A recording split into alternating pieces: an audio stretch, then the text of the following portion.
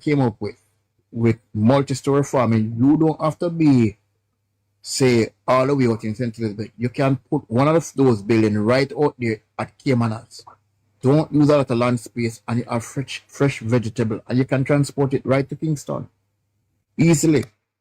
So whenever So you want fresh vegetable, the thing is, when I did my estimate based on my building, if I'm doing 3-story, 100 by 200 feet, 3-story, I'm looking at about $430 million for the building, right? Because, when we do our research, it is really for quantities and so forth, right? Or in civil. So you have different research, and you just choose one, right? So the cost, we have to also do a cost analysis and do a feasibility study to see if that can really work. The startup costs for those buildings anywhere in the world is very high. What they do in the Netherlands, they mostly use single-story buildings in the Netherlands, so they take up much more space than the multi-story, and they do vertical farming. So even though it's a single story, it might be 20 feet high, and then they have vertical farming. So you are farming, say, lettuce from ground level to 17, 18 feet high, and then you have same like how you would have different walkways or catwalks. You walk on those to reap whatsoever. I use a scissors lift to reap from those places.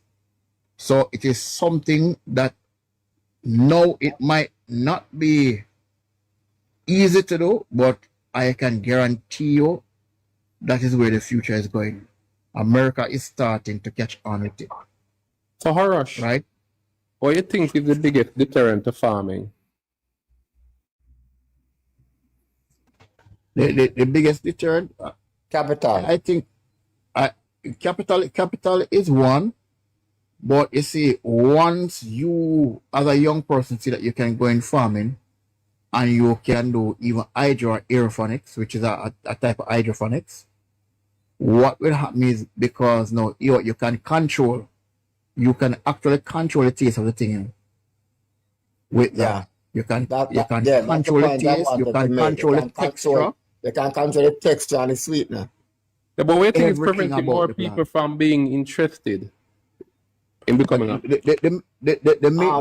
thing People need to is be educated about agriculture. One of the They think things it's dirty is work. the It's lack not. of education.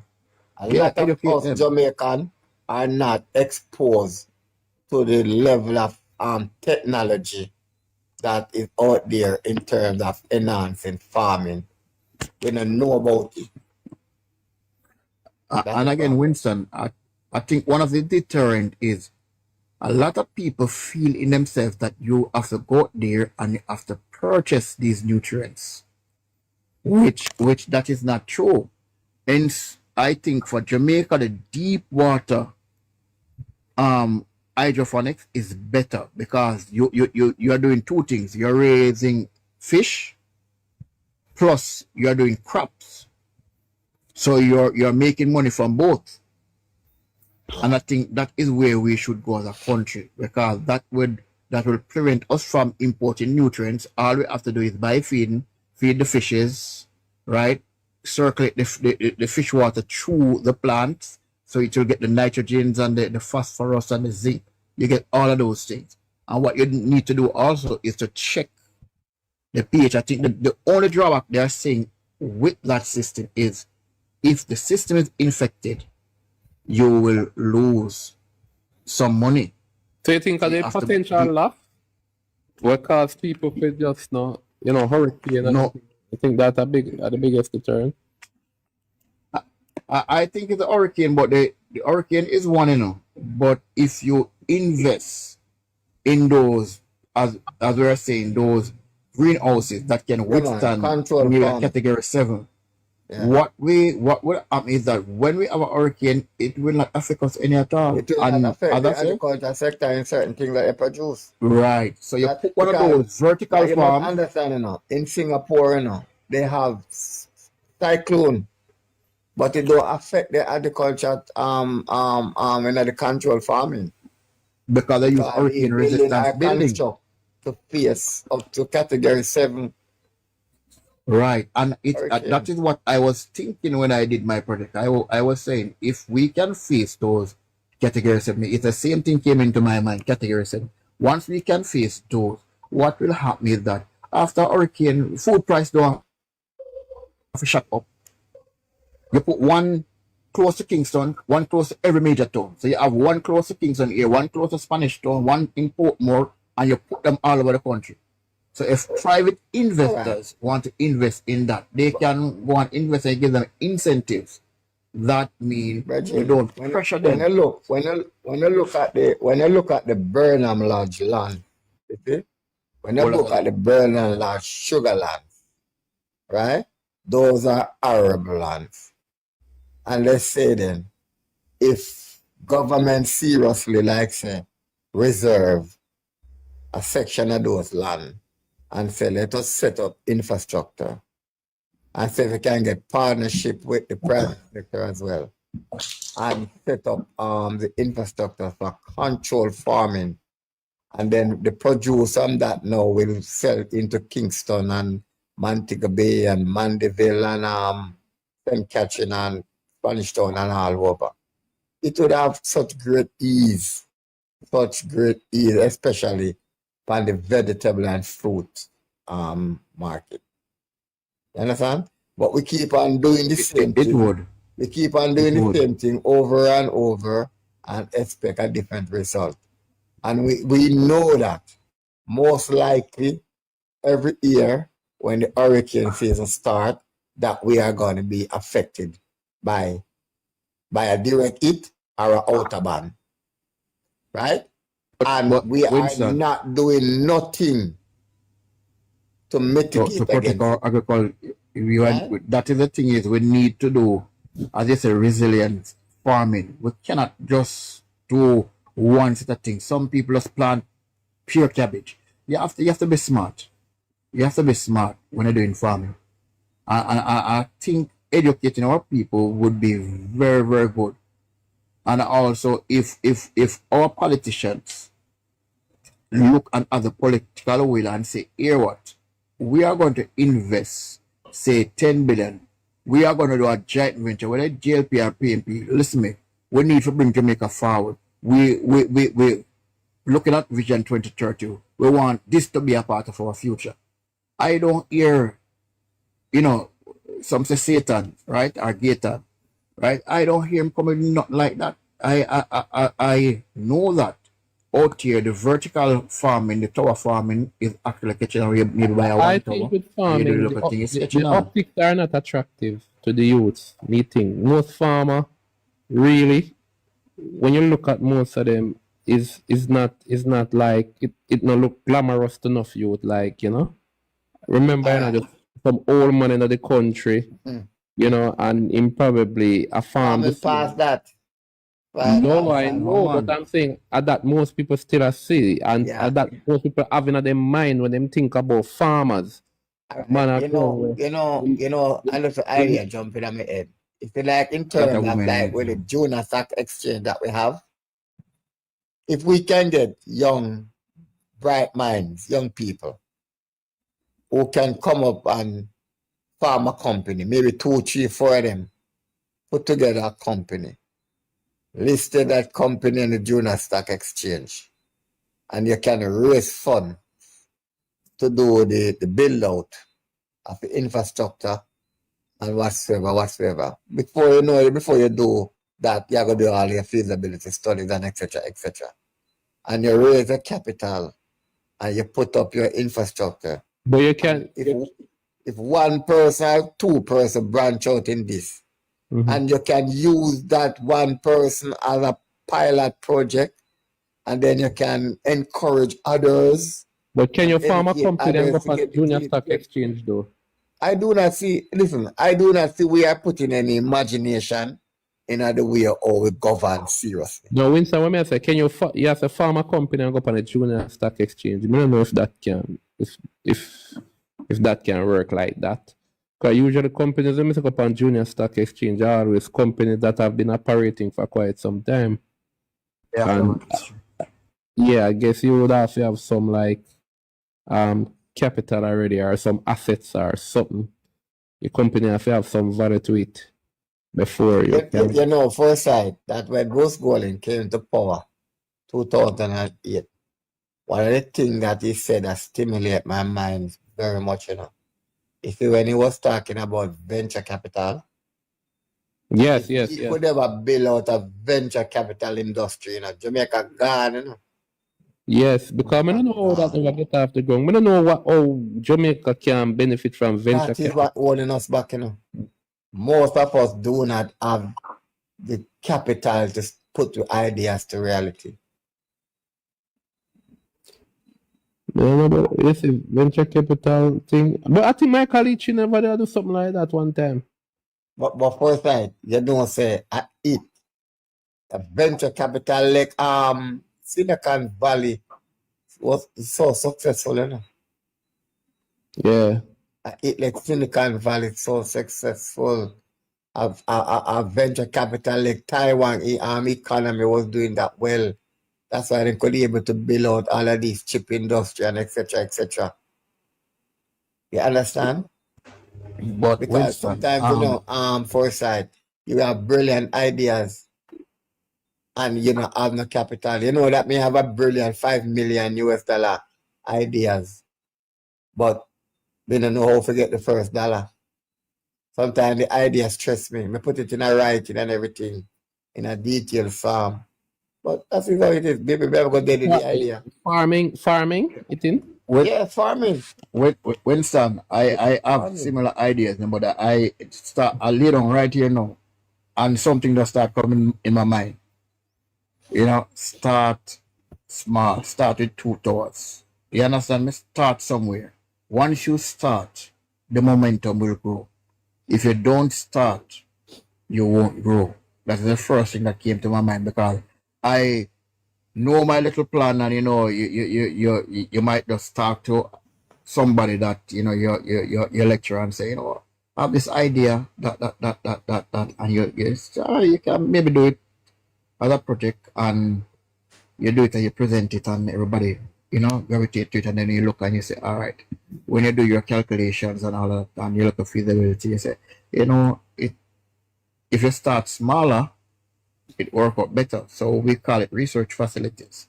So you can start small with your project, your big ideas, scale it down, start small, short goal, and then grow it little by little, and then once you start growing and start moving, more people will look and say, you know what, Winston have here is something.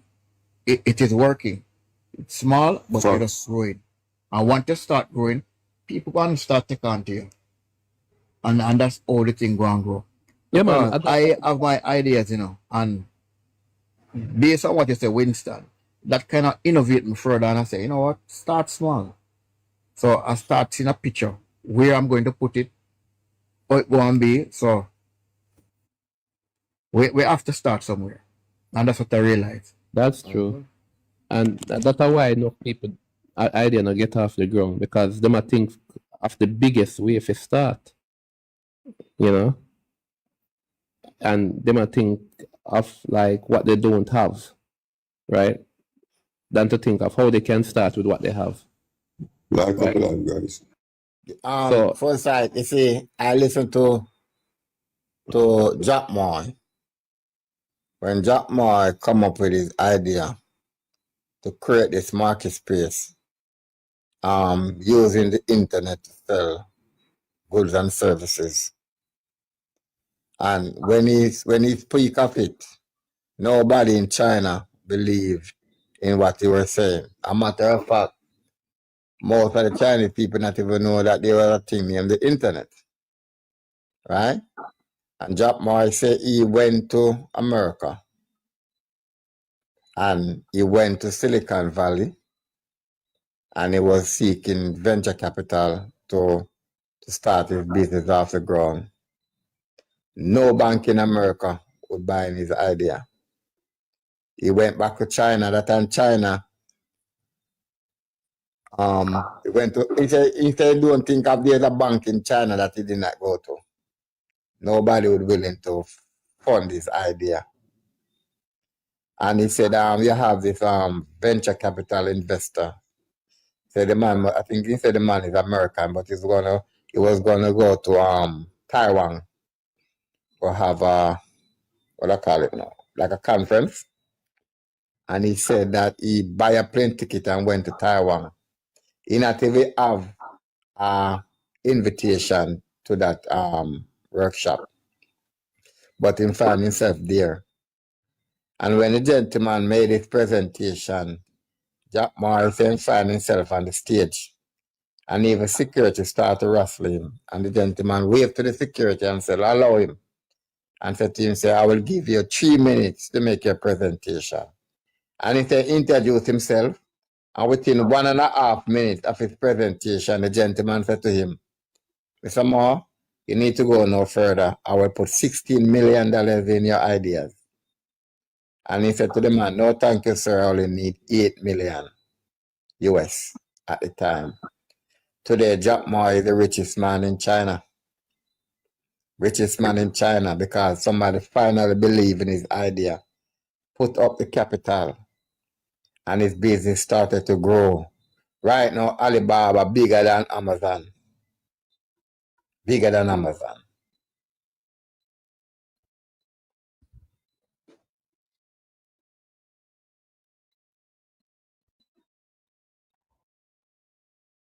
The thing is, Winston, you know, yeah, it's sometimes when you maybe have to seek the investment, but as we are saying, sometimes it's good to start somewhere and then you'll attract investors.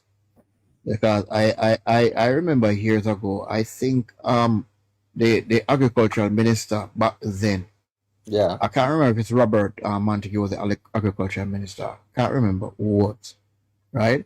But they said isle nuts, like the same thing with the isle nut where we do castor oil.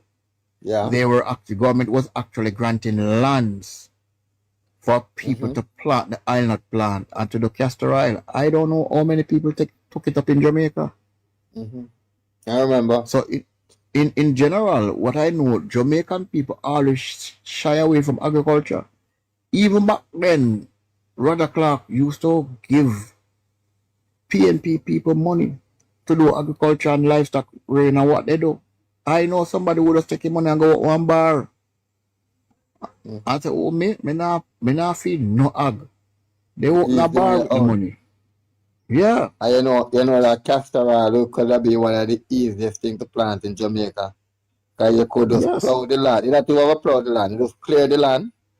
Just clear the land. And just take the seed and broadcast it all over. Yeah, and it grow. And it just grow up wild. Yeah, because even with the tree it's like all in get St. Mary and drop off. It's like in St. Mary, where those all banana land is. It's whenever time going at those land and clear it, a bare isle nut to spring up wild, tree by the hundreds. And plant to grow very fast, you know, with all 3 months, grow fast. It's all big tree, you know. Grow very fast. Yeah, man. I need a maintenance either. Yeah, the thing is you just want to clear the area of clear the area. You see, there's a lot of things that we can make money from it. There's a whole lot of things. And you know, I am just looking sometimes I have to step out on a limb, you know, because we have the idea at my time and we have to step out on a limb. So I think the idea towards are in Jamaica, and we can check the pump. I think 1 and 2 people using it. 1 and 2 people using it. I think what we should do as a country is invest more in technology and things will work out for us. And stop looking for government to do everything. And that is the mentality that some people have. They are not innovators. They're looking to pressure the system that already exists. But you see the dilemma that we are having. Let me show you the dilemma that we are having. we know that the government is to only responsible for policies, right? And the government supposed to put in the policies in place to make the economy conducive for investment, right? But what happens is that the people with capital do not have any interest in certain fields. You understand? They do not have any interest at all. Or maybe the very same people with capital are looking towards the government to be the investor. And that's the problem that we are having. And that's why we are not having stronger economic growth. Because everybody is looking for the government to deal with policy and also to create industries. And that's where they're wrong. You can That's have where we are wrong. Public-private partnership. I think that is what somebody need to approach the government and say to the government, I want to do this, but I don't have. This is my business plan. This is what my feasibility study. I have the land. I have this amount of money, but guess what? This is going to take me here, but I want to go here. You understand? And maybe you can talk to, I know normally what people do is go to scientific research councils. I know years ago, that's what they want. If you want to do a new product like a wine or tea bag, you normally go to the scientific research council and they will step you through. A lot of people not advertising these stuff, you know. But the scientific research council is here to help you. They help you also to package your stuff. They help you to design a package for your stuff also. And there's money to be made. And I think it's full time the politicians on the opposite side need to start coming with innovative ways of getting things done and stop come up on top and go put tax pan thing and that. That not want to help us. But even We with need to Jampro, outproduce. but We even need to with outproduce Jampro, those people. Yeah. Jampro is too silent. Jampro is in the Ministry of Investment and Industry. But if you don't reach Too out to silent. Jampro, you don't know what their Jampro exists. Because I Jampro think we have to start it. Jampro should have do a workshop and advertise themselves.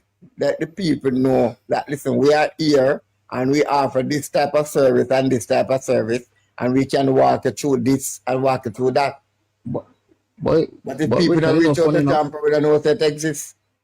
But funny enough, you know, your idea that you have, you know, is similar to my idea. Right from last year, we know that, right? Yeah. I am going to call Jampro. I go and call around and ask.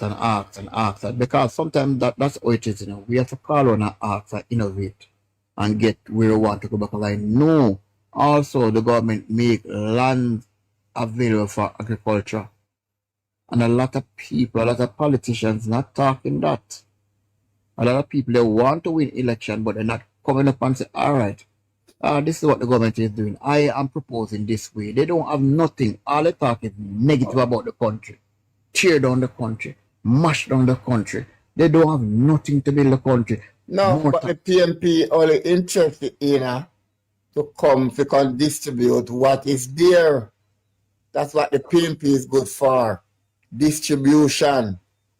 Distribute what is there till the cookie jar becomes empty again.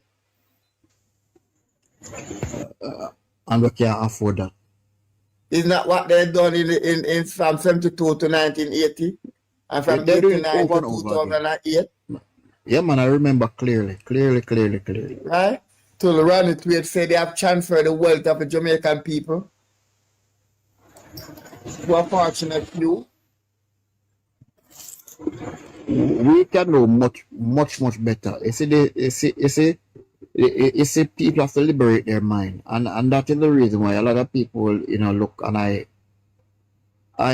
come out of a family where majority of our people are PNP. My grandmother, you could not tell her about JLP.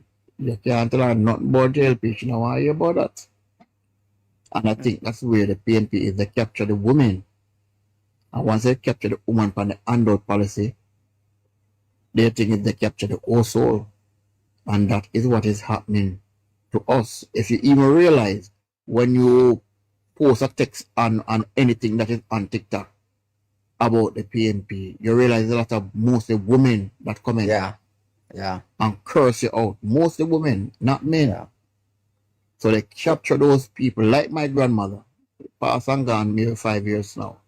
And those people love the handout mentality. And, you know, they see it as caring. So when a politician come at them yard, come sit down and talk to them and can help them with this and say, sister, I'm going to help you with one of the kids for their college, and I'm going to help you with so and so, I'm going to help you with so and so. Yes, it resonates with women. You understand? It resonates with women. And that is the reason why, even when you talk about even election right now, a lot of people will say to you, well, the NP, me not know him not come and not sit down and not talk to you, the council not sit down and talk to you. That is how it used to be. And we after some time, and they're still looking for that. They are looking still looking for that type of representation. Right. And you have to reach them sometime that way. You have to reach them sometime that way. And when you reach them now, you can educate them after that. You can uplift them after that. That they don't have to always be dependent on you. But the PNP policy of keeping you dependent. That means if you keep you poor, guess what? You can't leave the job, you know. Yeah. So if me don't pay enough, guess what? Every Monday you want to come and work. But if me get a big work of money right now, you say, you know what? Long time I look for my grandmother country, you know, you're going to a country on the weekend and you come in late Monday morning. And that's why I even since even, you know, I shared with those ladies on the live, and I said to them that, listen, I could have long time gone AY, you know. When I was a young man, the PNP tried to recruit me and make me big promise that they will recruit me and educate me because it sounds sensible. But I refuse not to because I've never, there's nothing about the PNP that stimulate my mind. Nothing at all. Nothing at all. So if I was a sellout, I could have sell out many, many years ago. Many years ago. Yeah, Wilson, that is how they work. And then you see, when you do your own research, you start realizing that it is not as they tell you. You know, you might have one politician, you know, that is pretty good, you know. Pretty good, and it help a lot of people, and people gravitate towards him. You understand me? And I think the politicians who are vying for a seat or something like that, you have to be out there, because that is the old way of it. We might be more educated, more technological. You can't text people they want on WhatsApp and talk to them or video call them. They don't want that. They want to see you in person. Yeah. So we have to go out there and meet the people in person, because it works. That is there with us for thousands of years. It's not going to change overnight. Yeah. It is written in our DNA. It's not going to change. So maybe 200, 300 years down the road, the technology might kick in, but not now. Yeah, man. So, true. You know, I can say this to you, Bria, when COVID hit, my daughter was in high school in Kingston, early childhood. And I remember she started to do online classes. And at the first outset, I watched that child sit at the dining table and cry many morning, many evening, cry, break down mentally, because this new type of learning. And at first, you know, the internet infrastructure never built out properly. Sometimes you have internet, sometimes you don't have, and all of these things. And I remember when she was studying accounting. I remember her teacher, I think her name is Miss Brown. I listened many mornings where Miss Brown broke down in tears.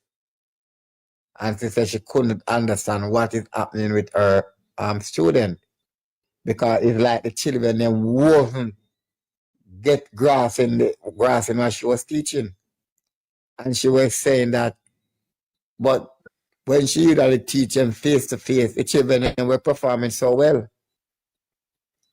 So there's something about physical touch. That's what the point I want to try to make. It's something about physical touch in the way how you represent people or you teach people or something like that. So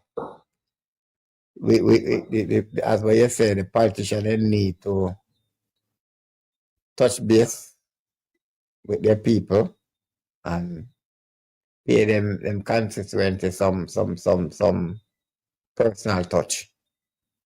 I believe Yeah, Winston, because some people, the older folk, they that's all you're gonna get their vote. You have to see them personally. That's how I they believe work. in The that. younger folk that use TikTok and Facebook and Twitter and all those stuff, you can reach them via social media. But those older folk, you have to go out there directly them, show them that you care, deal with them. That's all you have to deal with them. And that's what works for them. And you have to be very smart. You have to target the women, which is a long PNPL thing. They just get to the women, and once they get to the women, they say, "Oh, we control the household. Because we get grandma, everybody ever fall in line." Yeah. That's how they work, and that worked with my grandmother. So I know about it. Yeah. It's all true. And really and truly, when you look into it, Winston, Andrew is gonna get his third term, no doubt, no doubt. You perform, you work, and I know, even as much as some of them you hear coming and talking, and some not talking like teachers and nurses, they know they are in a better place. So when I hear a lot of people come on TikTok and talk crap, I know it's not true. I look on some of have you looked on some of the regional health authorities website?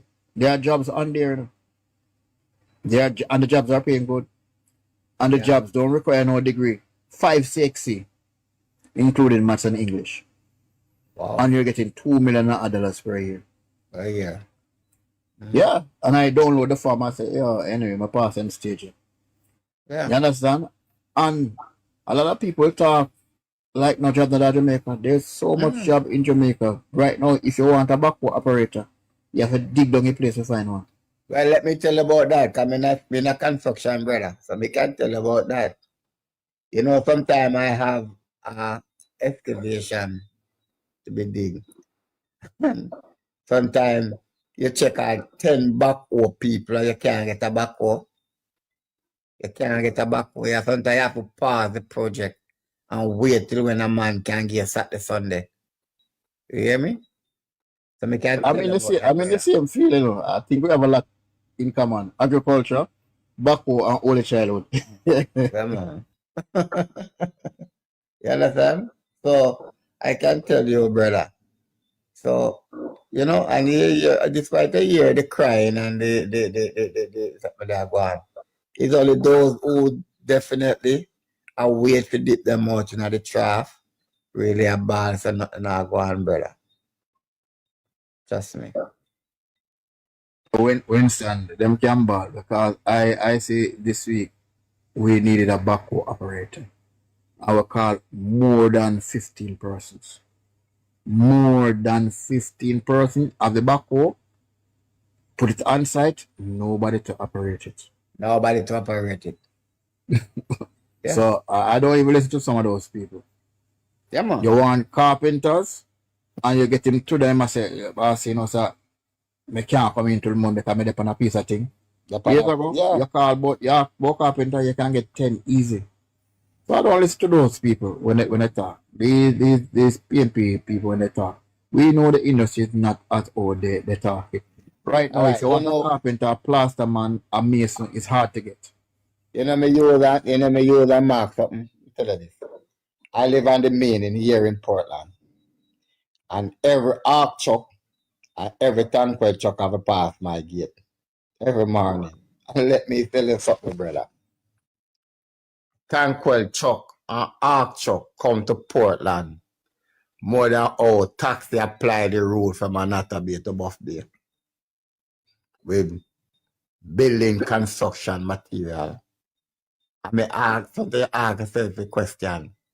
And where so much material I got in a Portland every single day you average, all right, me can tell you this, you average at least about 4 to 5 arc truck with tankwell truck each come to Portland daily.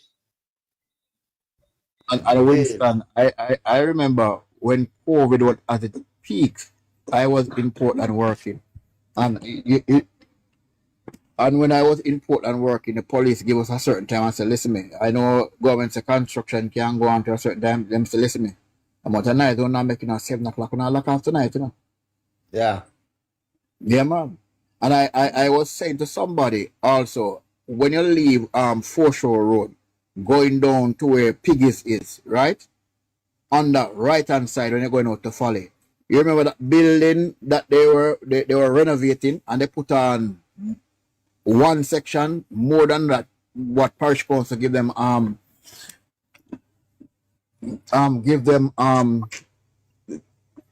do you call it now, I wouldn't say wants a license, right? To build, right? Mm-hmm. And I remember, maybe me want to sleep still. I remember that I was there when that building was being built, and the next morning when I looking at it in the newspaper, you know, it's the same building me see, you know, say we did not give them any permit to add on the space and they have to demolish it. I stand up and watch man them demolish the part of the building that they weren't given approval to build. That they were given approval to build. No, they weren't given any approval. They were given approval to build. Maybe say they're saying this must be 60 foot long. Yeah. And the man then put on one 10-foot piece on it. And them have to chop off the building after the building. Yeah. And even when me look back on the Jack then thing, me have to laugh. Me have to laugh. Me have to laugh. You were not even given a permit to build. And you build.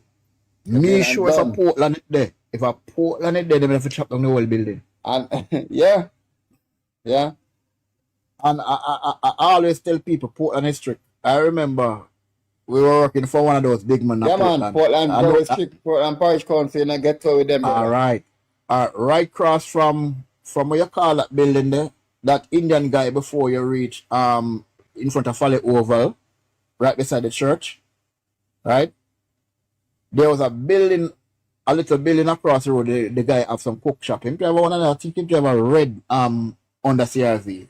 That guy was doing a little extension on his building, you know. Remember? Yeah, man, I know where the cook shop is. Right. You remember that parish council came in and stopped him? Mm-hmm. Parish council stopped him. I remember we put a container on a land and carry some material come put on it like sand and gravel. 3 days after parish council come put a sticker, tape of something for our container, we have to revert the land to its previous use because we did not apply for it. Yeah, man. Yeah. We didn't apply for it. Up to last year, they stopped on building to me. Up to last year, they stopped on building to me that I was doing.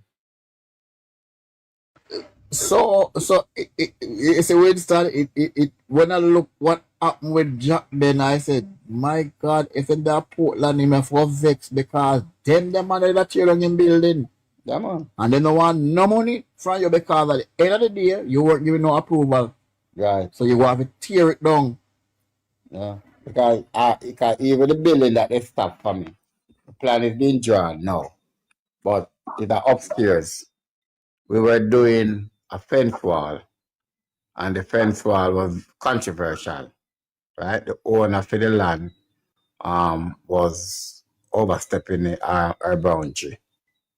So the parish council came in and stopped the construction of the fence wall. So we decided to use up the material and start blocking up the upstairs at the building. And they came, and I have to discuss with them. I said, well, as you know from before, that we have the material, especially the cement. And you guys stop the wall, and we can't go any further with the wall. So we have the material that we purchased, so on and so forth. So we just laying out like 4 raw block on top of the building and just cast the pocket them and something there. And they still put a stop order on it and give me strict instruction that I should not go more than 4 block height. And I'm when I that's how they work. Yeah. I think Kingston needs something like go that. up to that and stop it and get in the draft person. Mr. Winston, I definitely know Kingston need to have people strict like Portland. Yeah, man, and then take photograph too, you know. So you get them take photograph from the 4 angles. Yeah, man, they're very strict, man. Remember the last time I was there, right at that church, I can't remember what the Indian man name again. I mean, I remember his Maraj name or that white building. There's a supermarket there. Just before you reach Valley, on the right hand going towards Valley. I don't know the name of the person, you know. It's a M name though. It's either Maraj or something similar to that. Well, I know it's an Indian guy. It's a Maraj or Marasing, because I'm also Maraj or something like that, because there is an order at the back of the supermarket. Yeah. So I know next door to that they were doing this feeding program. I think they cook for people, but they build up something on the church that is close on the church ground. The church that is exactly facing Folly over. That church. Oh.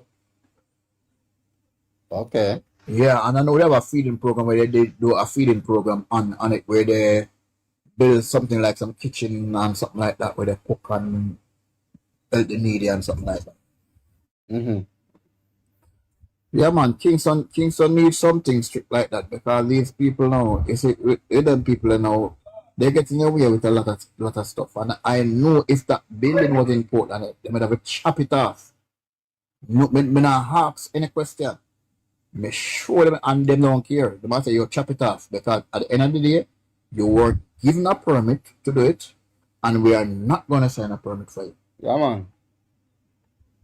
Most definitely. But yes, still, and the controversial building with Mr. Garden in Kingston. What we are hearing now that a stop order did place on the premises, and they still go ahead with construction. And when everything busts out now, then go get a permit. That permit, and they pay $2 million and all of that and all of that.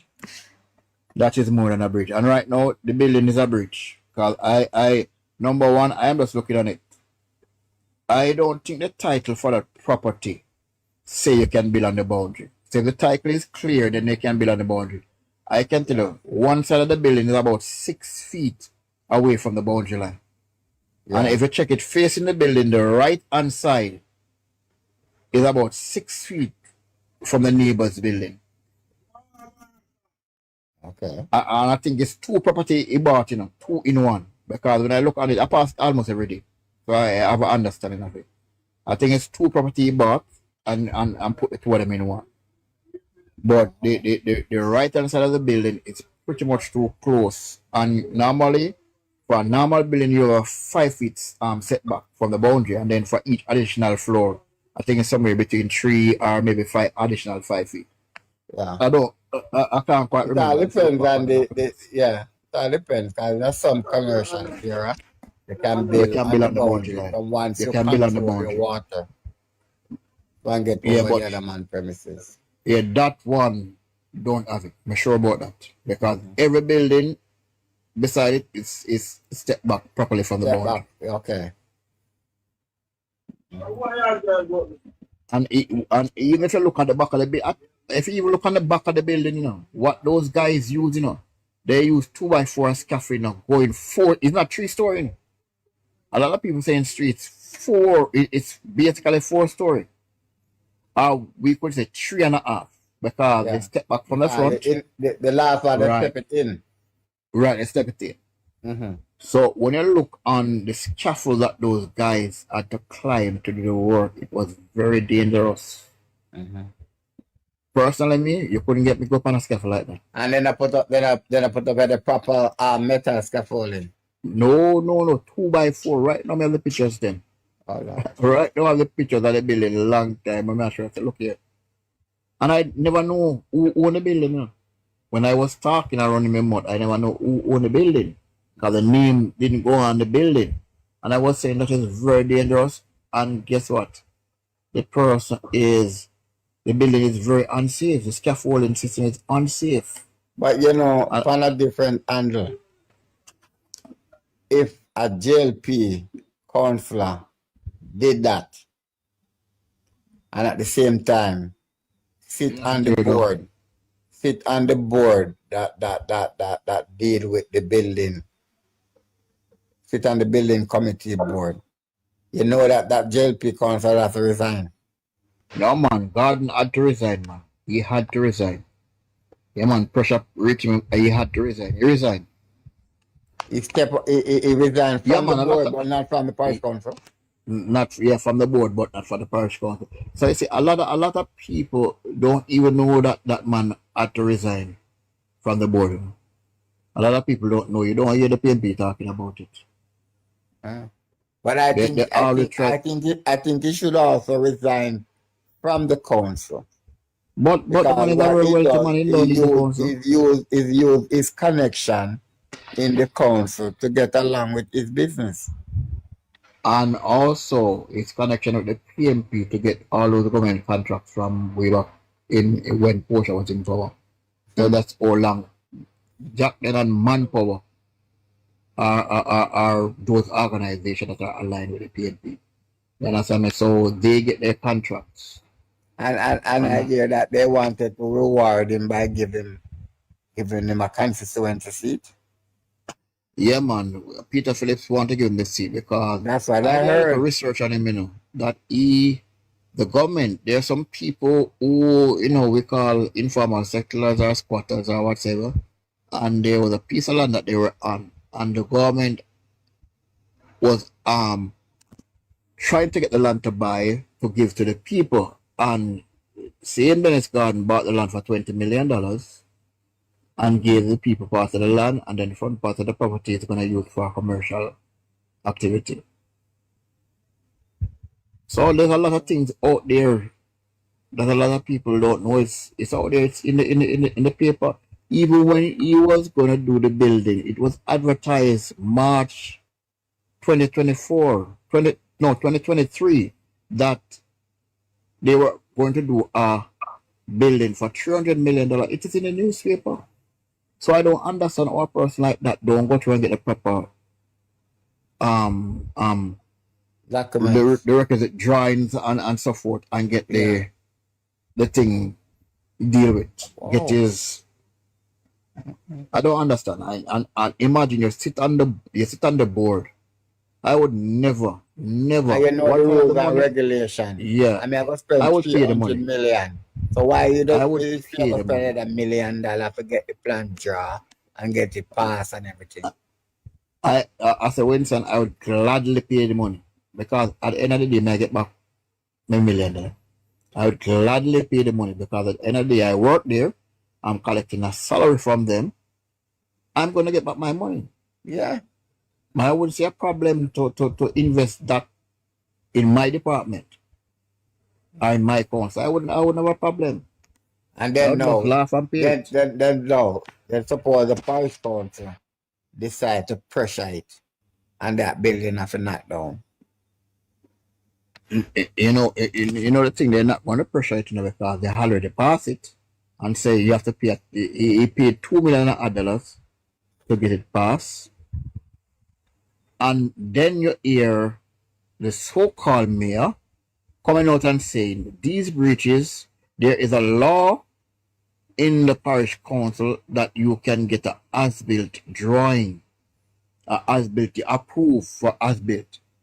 And I am saying, why you never tell the IT from day one that you have to live by the law? There's a law and rule in the KCC that we can do this. The IC need to go one side because building, you cannot have a hard fast rule for building.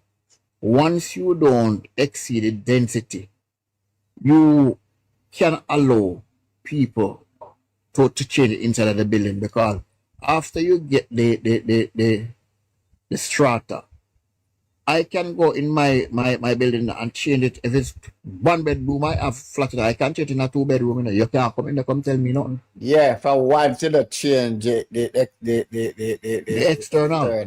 Yeah. Because Yeah. you not going to come in my building, come tell me say, I was told by the building officer about that in Portland. Yeah.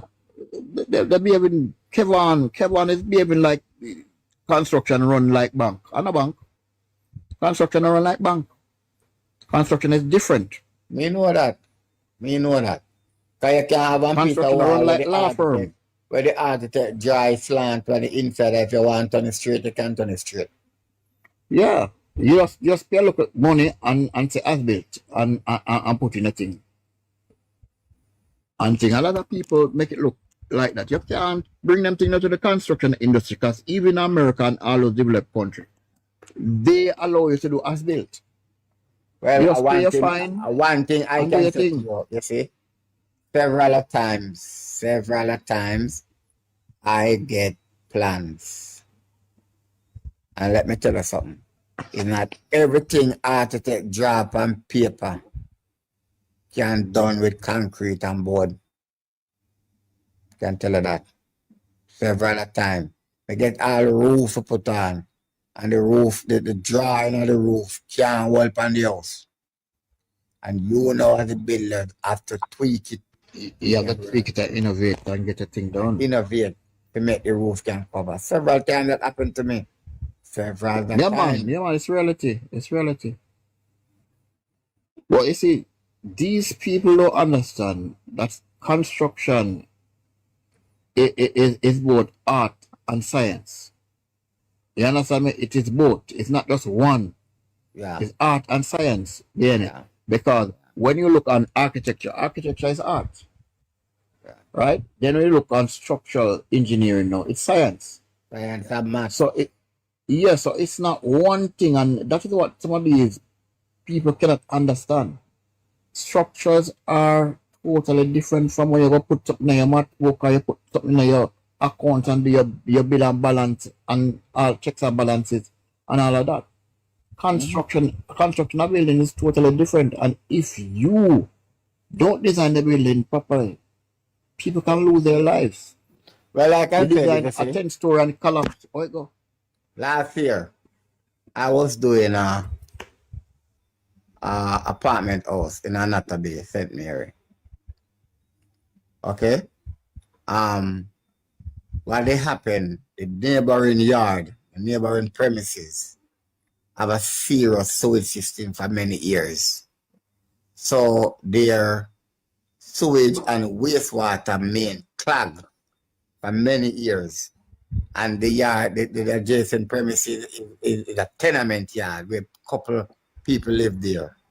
You know what happened?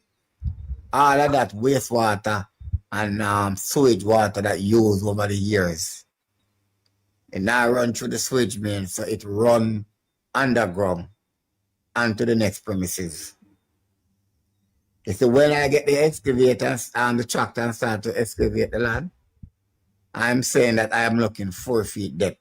Because you know that Natabia are like sand, like sandy loom. Right on top. So yeah, big to get solid. You see, when we go down 3 feet, a big God Almighty water like in the sea. And when you stand up in that water with a water boat, you sink past your knee, you sink past the water boat. You hear me? So now, I have to take a draw the plan, no make no preparation for that, you know. So you have to draw upon your own expertise and ideas. You know what I have to do? I have to call up the boss man, show him what is taking place, and go buy pit stone from river. You hear me? We have to buy pit stone from river, excavate the foundation 4 feet, and buy pit stone. And then we have to ballast out the foundation with stone. Yeah, well, I said go for Joe Winston. I did one in Portland too, and I when we ballast it out with the stone now, then we put the shingle on top of the stone. Same way, so. Then I cast 4 inches of concrete. You know, mix it as rich as the other. I Yeah, can man, come pour like inches of blinded. concrete on top of that. And then me do my steel work. Right? Yeah, Me man. get Yeah. rid of the water then I want the muck. Then me do my steel work. And then me still the minimum concrete I put down there is 1 foot. Minimum.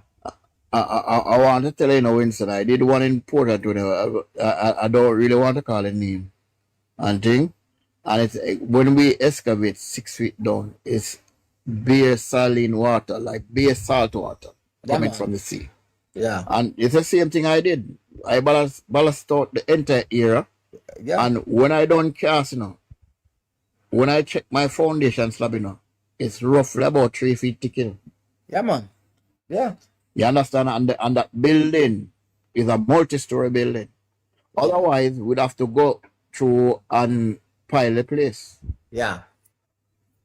We'd have to actually pile the place. And a lot of people don't understand that construction takes a lot of knowledge. If you get up and put people building on certain things, it going to sink. Yeah. It's going to sink. And a lot of people don't understand that we have to brainstorm a lot of these things. When we get a drawing and when we look at the soil type that we are getting, we have to brainstorm it. Otherwise, you're going to have to spend some money on calling Gentech to do a borehole. Yeah. You understand? And check out the soil type. Then you can, based on that, now you can decide whether you're going to pile or how far the bedrock is, whether you excavate, and so forth. Yeah. And things. So you see, people just feel like you get up and just throw up a building like that. It's not like that. No, it's not like that. It's not like that, really, brother. So when they hear us talking and even the people in the KCC also, and they know, because a lot of them is from UB and UTech. Yeah. You understand me? Even they might do their first degree in Jamaica and maybe go overseas in the US or England to do their masters. Because you don't know, once you have the masters from US or England, you're highly rated. Yeah. And so forth. And when I heard the first thing with the white lift close thing, I was saying it's crap the IC did. The DI was out of his bounds, because that's not how we work in the industry. The industry work by rules.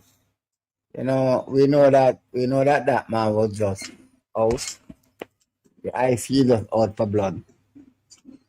The IC, it has compromised so much.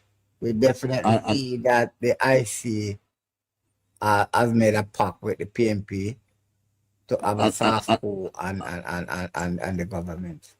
And when I look on it, the IC is one, but I think the DI is the operative for the PNP, really there. The others don't like the JLP, but the DI is the operative. Because even when the investigation proves that there's nothing illicit, you still, you get international people and they still say there's nothing illicit. But want to go back to the FID. Yeah. No. That don't make no sense. You don't spend 30 million, you'd have to give up me 30 million. Some class should be in there. So this institution that you send it to now, I have to go spend more resources to do another forensic audit. And you already exhausted. You give it 30 million? Yeah, because listen, if one forensic audit has already been done, and with them thorough investigation and they did not pick up anything phony, he's sending it now to a different government department to do another forensic audit. No, which he didn't trust in the first place to give them to do. What he should have done was to give the FID the case from beginning, and then when you do the case from beginning, then they would have gotten the answer they want, and they would have to clear the Prime Minister. But what happened now, when they go the next way, they draw it out, because there's an election year, so they're strategic in what they're doing. Yes. They draw it out right down to election to damage his character. And then at the end of the day, and make the finding public. Before it's supposed to be public. and force him to resign. That is what they were aiming for. But you know what happened, Winston? It is their character that is damaged. But you realize that it was the same thing that happened to Bruce Bolin. You think that them people are really easy? Yeah, we know what they do. We know what they do. They do those Manhattan Felt saga. It take place to the T to the I, It is all the PMP planet is going. Yeah, it was all about taking down Bruce Bolin at all costs. And that's what they do every time, is to assassinate people's character and then come up and behave like they are the best thing for Jamaica. They are the worst government Jamaica ever see. And they are the worst set of people living on the island. If you really to check it out, they are biased. You understand me? They are easy to analyze people, innocent people, even their own, for the simplest of things. And number one, they pretend that they know no dance, yet still they are meeting with dance. You see the double standard, because every lawyer and police have to deal with that. Because they them need police friend and they need lawyer. So at the end of the day, they can't tell me live and grow in the ghetto 50 at years me living in the ghetto. So nobody can tell me about no, not at all. You can't tell me about ghetto. Me know all the politicians them work. When they want to get rid of you, they use, those gunmen. Then when the gunman left, they send police. I know their strategy. I know how them work. That's how evil they are from beginning. So nobody can tell me about these people. I grew up with them. Heat out of them pot. You understand what I say? So I know them.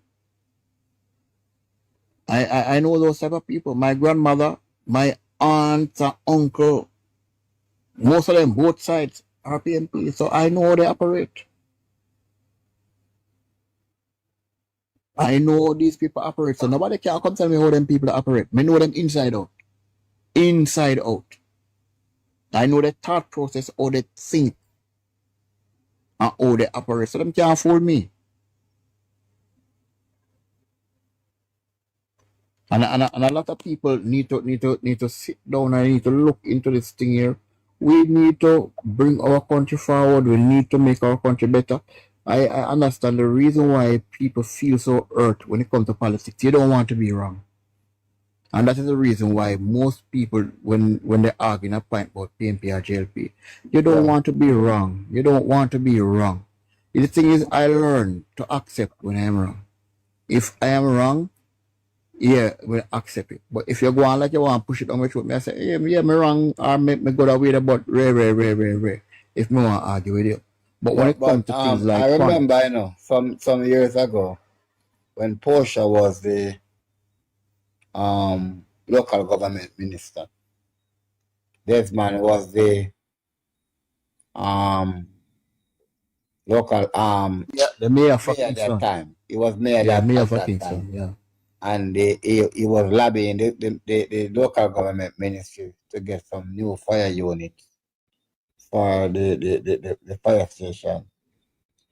And I remember when the local government ministry was being cut in the parliament in a supplementary budget, and they need Portia to vote, and Portia abstained from taking part in the vote.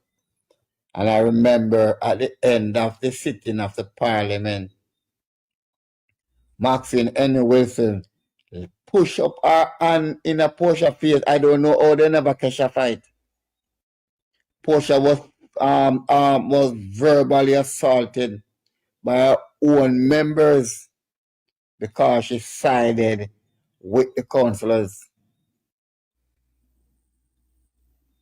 You understand? So we know these people operate, brother.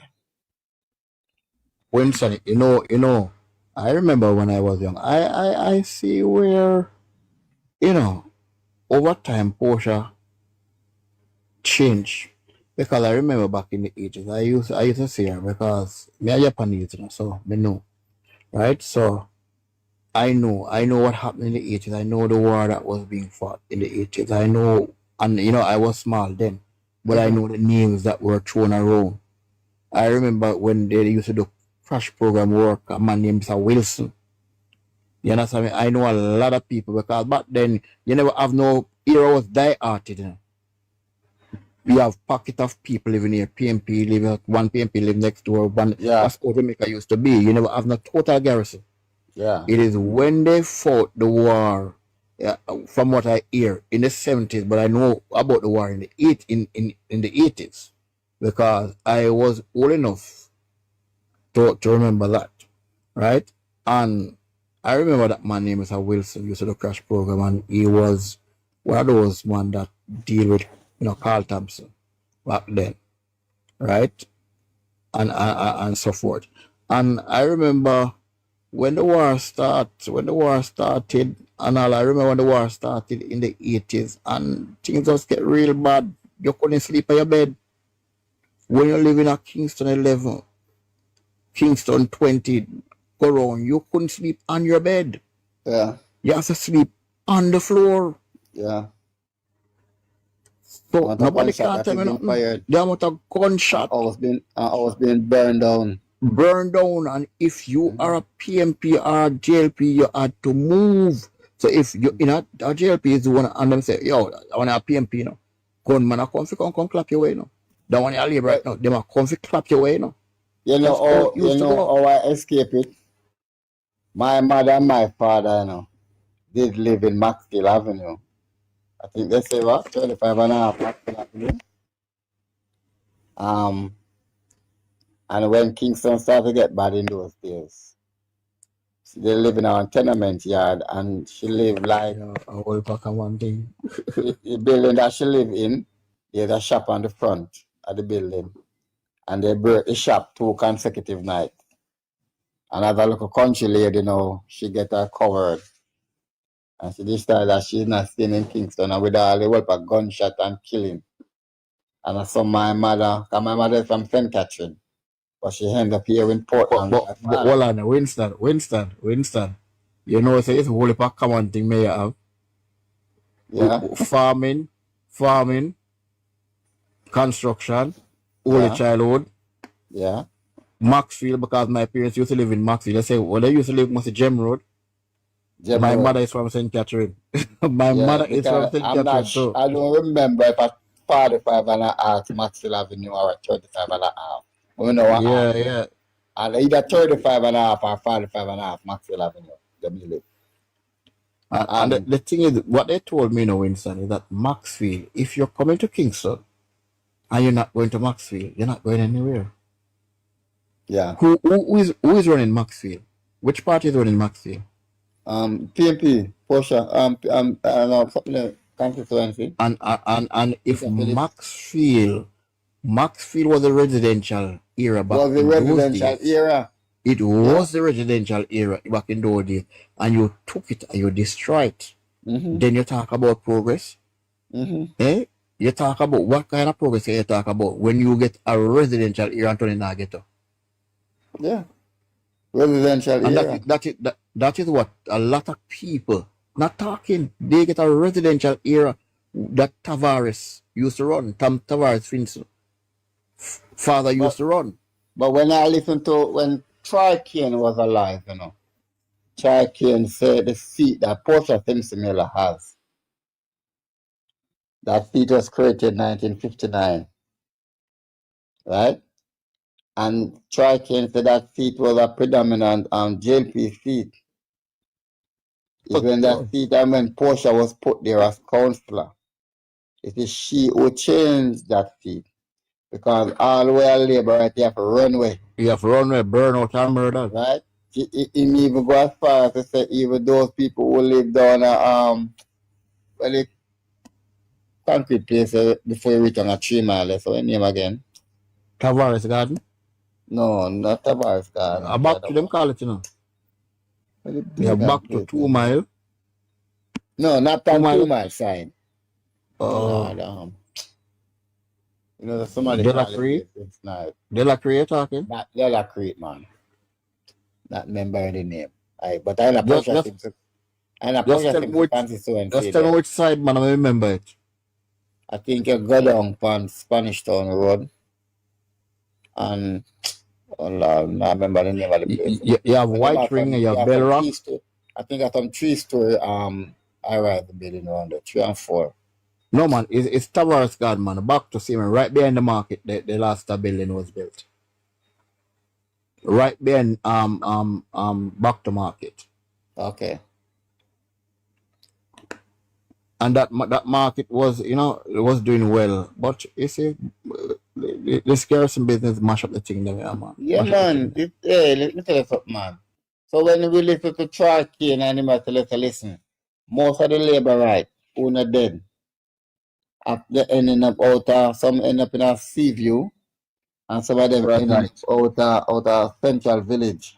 Sufferers, that's and them still a war out there right now. Yeah. The people who run we go out there, Yeah. the same PMP people still warring them. That's why you have the war out of Central Village now. Because Okay. those laborers that run will go to Sufferers height. The PMP run come out there with them and start war them for the land. So you have a land standing war going on. So You understand me? to show that Jamaica have its own civil war in its own way, in its own right. Because what happened in the 70s coming down in the 80s is nothing short of a civil war.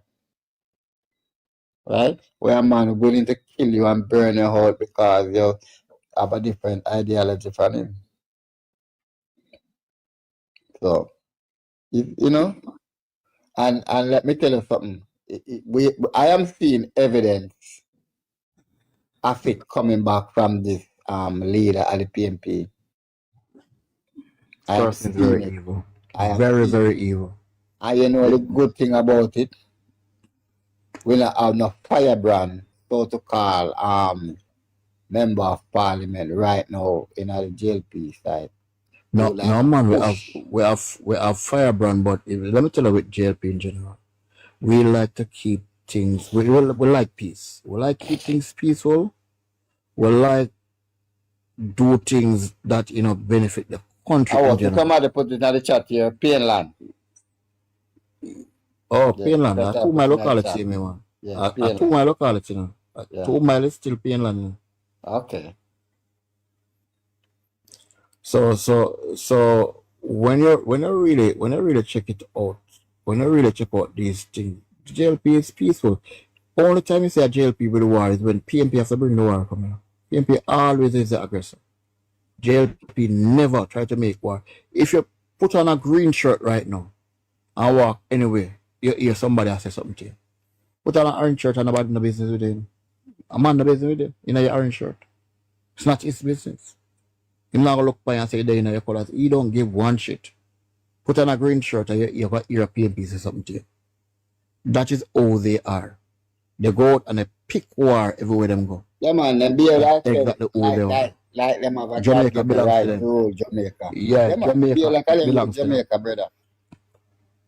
And that's the behavior of them. That's why I say, gotta forget them off of the land. Yeah, man, somebody have pack up and left them, man. Somebody brigadista that came back, when they come and then get the government contract and then rob up all their money and then run gone overseas. So me hear enough of them attack, me laugh off of them. I am They playing remain my Jamaican. card close to my chest because I would love for when the election call and that glorious night that the JLP is the victor. And then we Winston. Sudden death.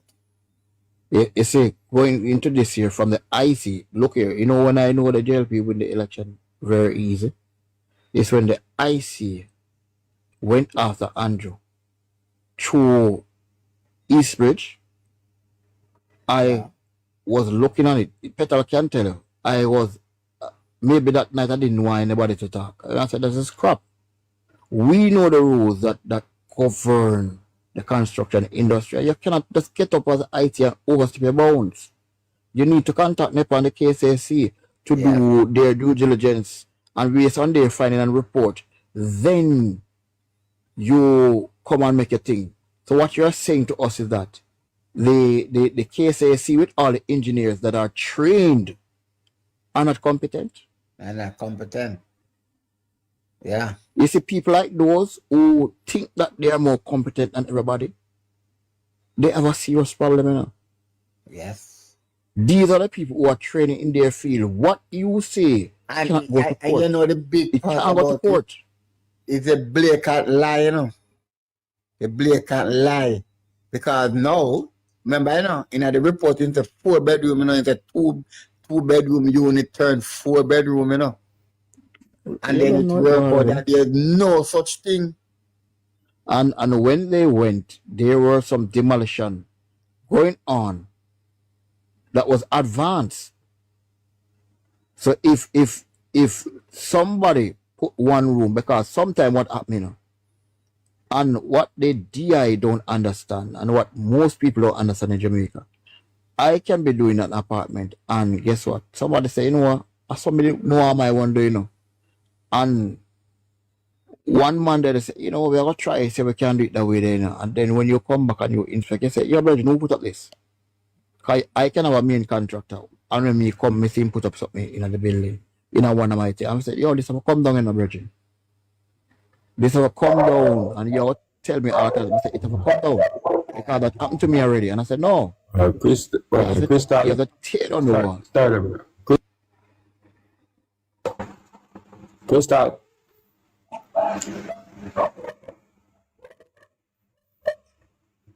Yeah, man, continue, sorry.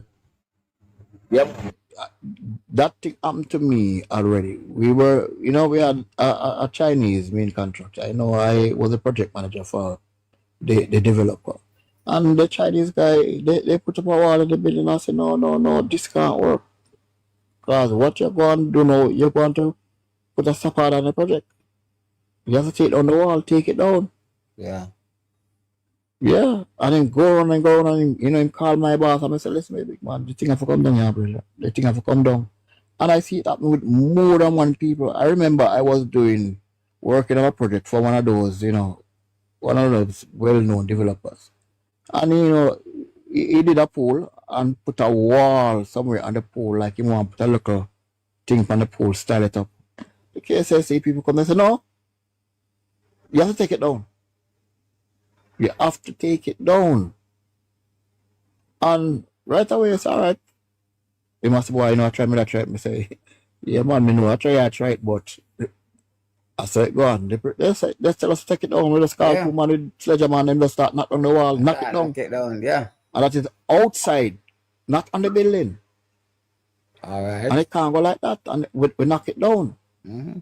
So I don't see a problem with white lift clothes because we do it all the way in the industry. If the KSSC person come and say, take it down, or when you're going to do your strata, NEP or RKC come and say, this can't work because number one, we can't pass with that. Take it down. Yes. Yeah. We have to comply. Yeah. So when you go on a building site and you see something like that and you start running off your mouth and talk about bridge, it cannot pass with the bridge. It cannot pass with that bridge. If the bridge is something that KSSC will never approve or NEPA, they are going to tell you, revert to the original design. Yeah. Stick to the drawing. If it's something that can work, that's all right, you know what? Apply for an amendment. And it's simple as that. Yeah. Apply for amendment. Yeah. Come on. And that is what these people don't understand. Our industry cannot be rigid like law. It cannot be rigid. Because you might try to run a sewer line one way and when you look, you excavate the place, one big rock in your way where you can excavate through, it's solid granite. And then you're going to spend millions of dollars to chop through that and once you just rewrote it, yes sir, and put it, yes sir. Mm-hmm. They don't understand that. You know, you can imagine sometimes you do something, brother, and you buck up on some boulders where you can't go through. Yeah. Sometimes you have to reroute. Yeah, man. Yeah. So they don't understand the industry. They think it's a straightforward thing that when you want to excavate a sign because you see it look like soil on the top. And you might go down 2 foot down, and guess what? I started working there now. Charlie Dracker can't bust none at all. You can't bust nothing. You forget the excavator or a backhoe, the jackhammer. And moreover than that, giving you any permit to dynamite nothing again. That's what I realized. It must be far from people.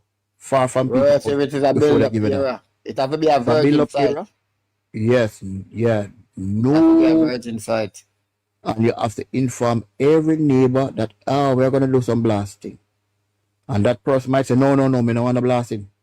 I spend 100 or 200 million for my house. I mean, I want to crack in my house. I remember one time in Green Acres I work, and a site adjacent us, behind us, our site, them had the foundation and them buck up on the rocks and them have to have dynamite it. And there was a pastor man house on the opposite side. And the wall of the man house crack up, The man have a 3-story building, The wall of the man house crack up. Because if he went on the dynamite lick brother and them the rock the rasta. I tell you, man. Wall of the man house crack up. So them have to end up the parish county people they will come past side. Them have to stop the blasting. That is very dangerous, and you compromise the man's building. Yeah. Right there, the entire building have a tear down. Yeah. So you have to be careful of how you do blasting now. We have to be pretty much careful. And you see, those who do not understand our craft, they will come and think that because maybe I have a degree in law or I have a degree in this, but it's not a related field. And if it's not a related field, because being a person in construction, or you have a civil degree, or you have a degree in construction management, or maybe quantities, I can't go in a hospital and go operate for the man. No, sir. I can't go in there and say, you know what, me a brain surgeon. That is exactly what Kevin did. That is exactly what he did. Overstep his bound in a jurisdiction that is not his.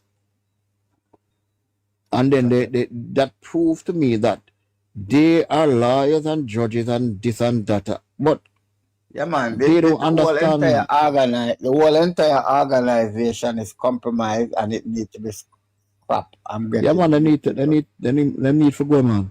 Yeah, man, get new people, man. And funny enough, you don't hear the NIA come out against man, them have a personal vendetta against the Prime Minister, brother. Yeah, and you don't hear Jam come out and say that they are wrong. And you don't hear Jamaican for Justice come out and say, you're assassinating the Prime Minister's character. None of them don't come out and say nothing. And that is the reason why I don't believe in none of them. But you realize even with the letter from Mark Bolin, none of these people come out and it's only Cliff Lewis alone is asking tough questions. Why should they come out when they're in the whole argument? Yeah, you can't expect them to come out and talk. All of them is in the PMP's pocket. We all know that. I talk to people and I say, what I do when I do my research, I look in which year they were formed. And once I see they form in a year where the JLP is in government, you have no credibility. Farm the thing from your party in power and was up there. That is where they need to farm it. If you want any support, farm it when your party is in power. I'll give you 100% support because I know you farm it in a time when it's your party in power and, I can stand up with you. One time, I remember, I think it was coming on to 2008, if memory serves me right. It was coming up to the general election. And a very famous Jamaican, he was involved in sport. I think he was a part of the Olympic Association. Yeah. And he collapsed in Port Antonio at a PMP rally. Can't forget. And I remember having the conversation with someone, saying to them, because then time that Jamaica gone, Jamaica gone. You can literally say your country gone from under your foot. And I was saying to the person, how can these intelligent, educated people is in such close contact and support to the People's National Party? And that day, it was an eye-opener to me that you have some people, despite Jamaica was going down, they were benefiting from the policies of the PNP. I don't remember the gentleman's name now, but he was a member of the Jamaica Olympic Association. So we know a long time that Jamaica has been sell out to the so-called tapanarists of this country.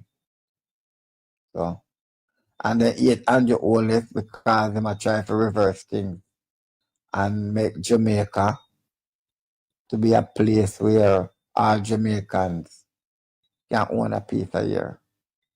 But Anyhow, funny enough, brother, yeah, like you also so jump off. Winston, funny enough, the main reason why they hate Andrew Holness come from humble beginnings, elevate himself to prime minister, just like Portia. Bruce Mary was in a better position because his father was a teacher, right?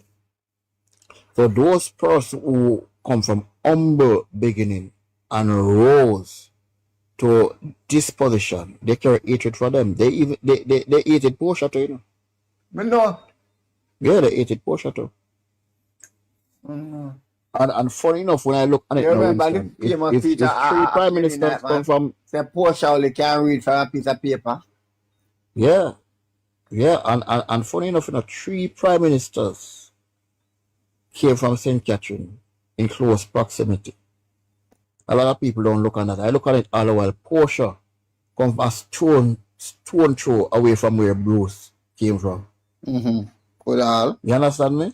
Mm-hmm. So we got 2 prime ministers from right here. It's the same road that you drive from Olabak or 7 mile, 8 mile to Macatree. Right? Yeah. Same road. 2 prime ministers come off of that road. When you check it out. And then Andrew Holness came from in St. Catherine again. Yeah. So we need to look. We need to look at all those things. And Buster Norman, he come from Hanover. I think Buster was born in Hanover, but Norman is Manchester. I think it's Manchester. Manchester, yeah. I think it's Manchester Norman born. And that now PJ now is from Westmoreland. But PJ, people I think Hanover they say born, Oh, PJ. But I know him family have a look change, because him always boast about that him grandmother named Mother Mac.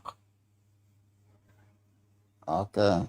So it's somebody, but they have their ups and they have their ups and downs, and outside of politics, when they're outside of politics, like those, people they behave totally differently. I think there are some people who can deal with politics and come out really good, and there are some people that go into politics and they come out really bad. And I always see it on the PNB side. They go into politics and they become very, very corrupt, very bloodthirsty. And that's what they use. And that's the reason why I can't support them. Because I know a lot of people that have been analyzed by them so-called gang with them have. And they will not try to disassociate themselves from the gang. And me, knowing person, as I said, 3/4 of my family are PNP. So me have connections all over. Yeah. So them can't come tell me about politics and in a Spanish town and all them things. The whole of thing go on a Spanish town. That a lot of Spanish town people know. And a lot of people know that the last 2 done with them call in a Spanish town that link closer with the JLP was really Buba, not even Bunman. Buba. Right? Mm-hmm. Yeah. And after Buba, you have Bunman, then it start dwindle down. You're not bigger one. But the next one is at large, getting $1 billion contract. They are able to buy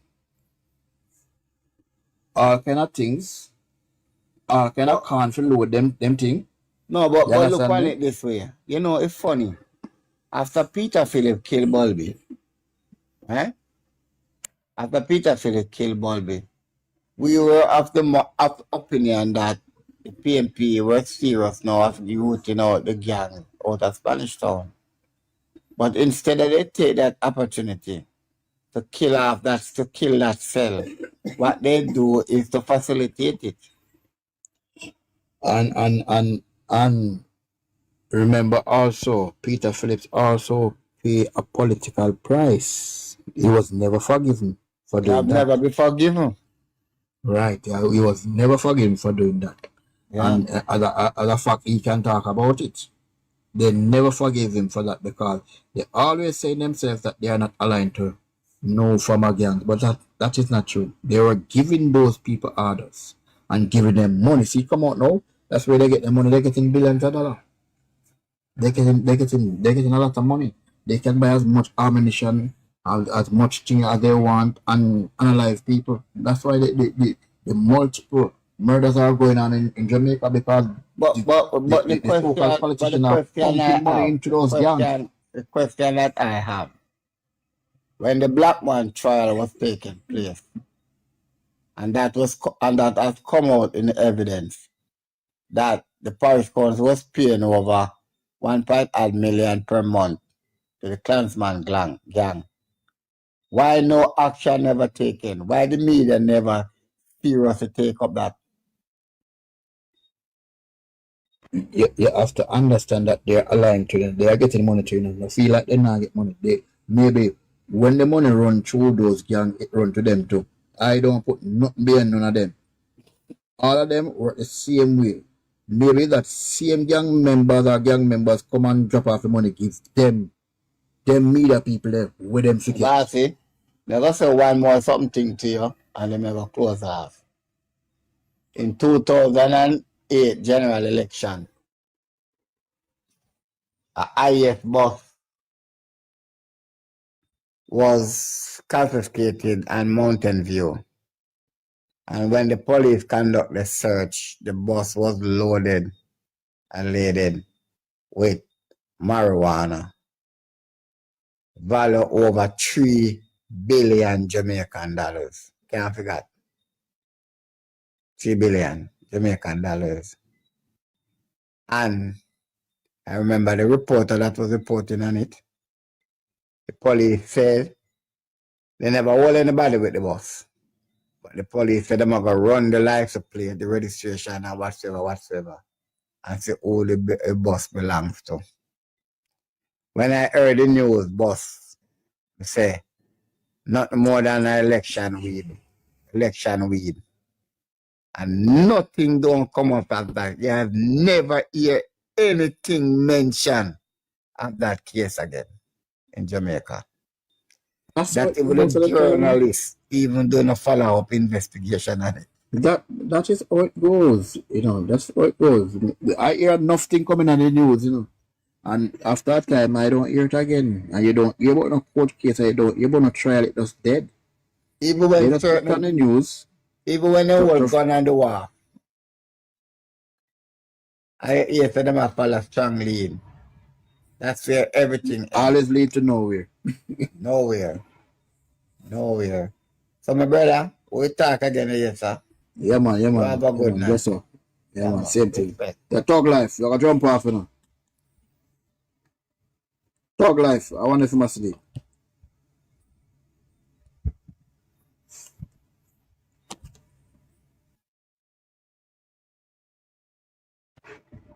Talk Life, you gotta jump off I live here.